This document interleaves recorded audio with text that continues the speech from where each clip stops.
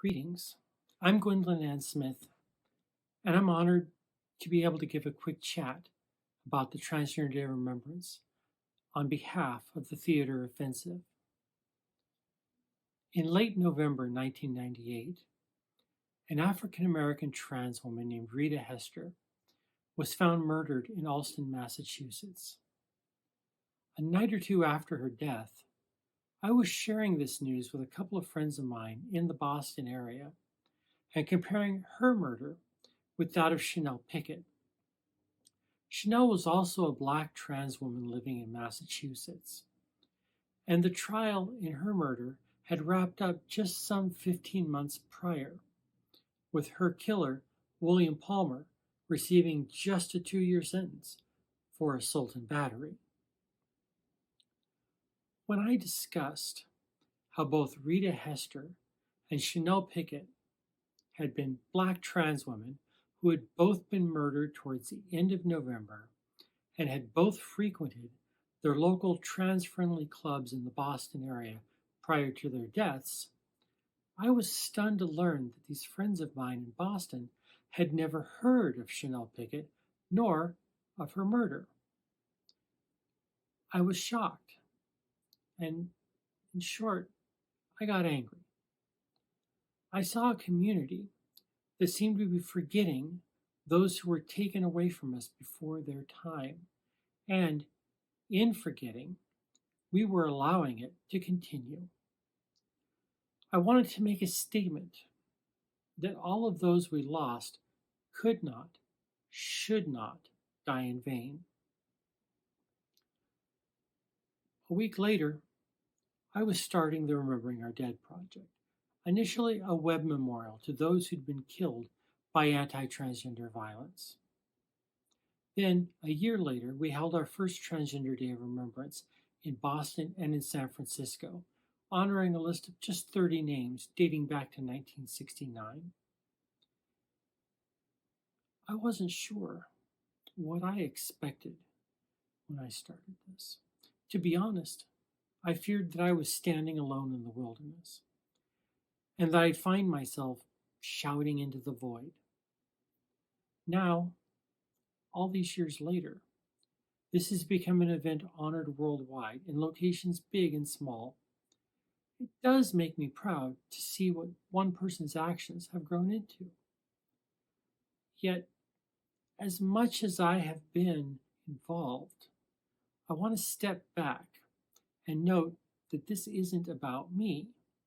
This is, and should remain, about the people we've lost. This day is for Kitty Monroe, Sasha Williams, Africa Perea Garcia, Righteous Torrance T.K. Hill, Reina Hernandez, Diamond Bridgman, Alex Boo Taylor Franco. It's for Maraxis Medina, Yella Clark, River Navia Goddard, T. Arnold, aka Lagan Billions, Star Brown, Andrea Doria dos Passos, Kidda B., Jaslyn Johnson, Tay Dior Thomas, Michelle Henry, Liara Kaylee Zai, Polly A. Likens, Kenji Spurgeon, Shannon Boswell, Monique Brooks, Dylan Gurley, Tavon Lathan, Kasim Omar, Red, aka Barbie, Honey Daniels, and many others in this country who have died at the hand of anti-transgender violence. It's for the hundreds more killed around the world this year and the thousands lost in years before. It is also, of course, for Chanel Pickett and certainly for Rita Hester.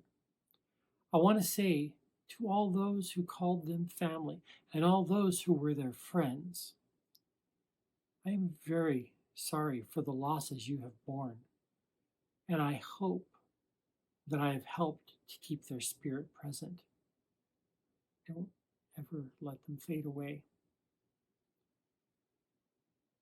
What's more, this is all for all of us as we stand and remember those we've lost, is an expression of our grief and our commitment not to let their lives be forgotten.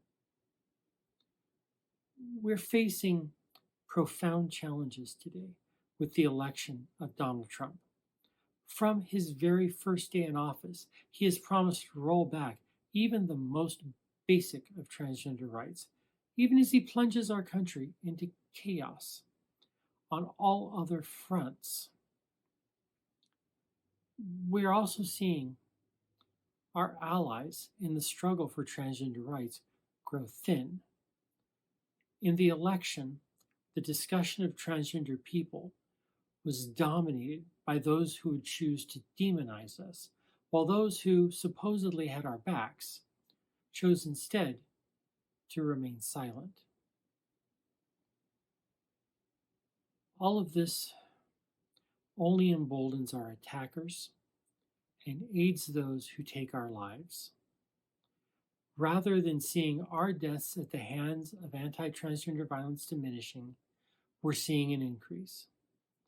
A person is murdered in this country roughly every 2 weeks due to such hatred, and another is murdered every 36 hours worldwide. Think of those numbers.